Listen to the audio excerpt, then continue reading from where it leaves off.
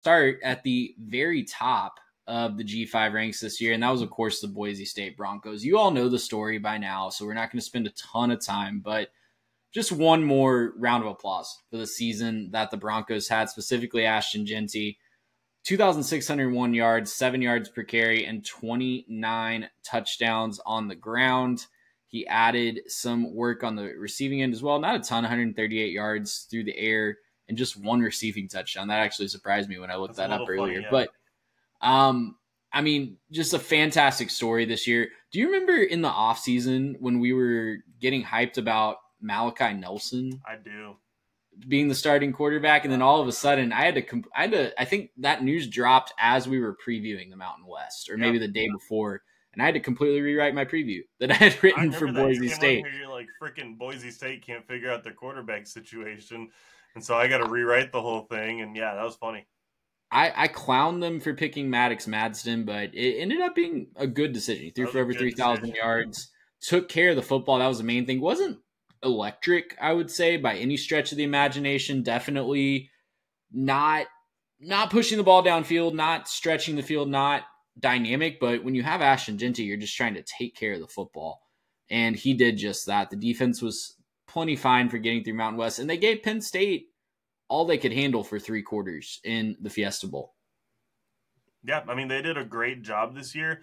And they did a good job, I think, in year one of carrying that mantle for the entirety of the G5 and proving that they belonged, right? Because I think the conversation would have been really different if, maybe they came up a little bit short, maybe they didn't quite have the season that they wanted to, and they just kind of get the auto admit and, okay, we're here, and then you get smoked in the first round and you never stood a chance. Like, that wasn't what happened. Like, they had a great season, and they proved that they belonged in that conversation, right? They proved that, it's not just an auto admit. It's not just because we said so. Like, they proved that, yeah, we belong here. They got beat by a very good Penn State team.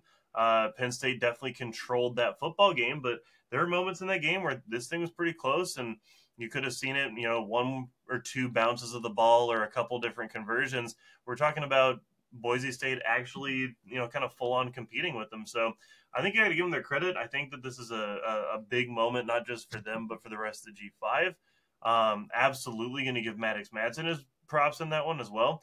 He threw for 300 yards in that game. I know that he wasn't necessarily that guy for the majority of the year, right? But in the big moments when he was needed, he stepped up and he showed that he could. Yeah, he threw some picks. I get that. Like, he threw 3 picks. That was pretty awful. I don't, whatever. But they did move the ball, and he did keep them in that game. It was a struggle because that Penn State defense is so good.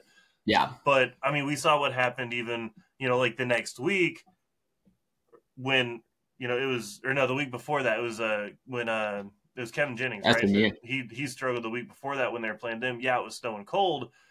But that's a guy who, I don't think anyone's saying that Kevin Jennings was underrated or, he's just a ho-hum guy. He really struggled against that defense. So the fact that Maddox Madston put up some numbers and, he got punched in the face, but he punched back, you got to give him his props on that one. Absolutely. And his turnovers in that game were definitely when they were starting to force things and try to come back pretty furiously there at the end. But yeah, a great season all around, obviously, for Boise State. They're going to be one of the proverbial favorites to make it back to the playoff from the G5 level next year. They're going to be in that conversation every single year. And Madson's coming back, so that's part of it. Yeah, absolutely. Yeah, we'll see if he can make the jump in the next year as a starter. Gracious him. How about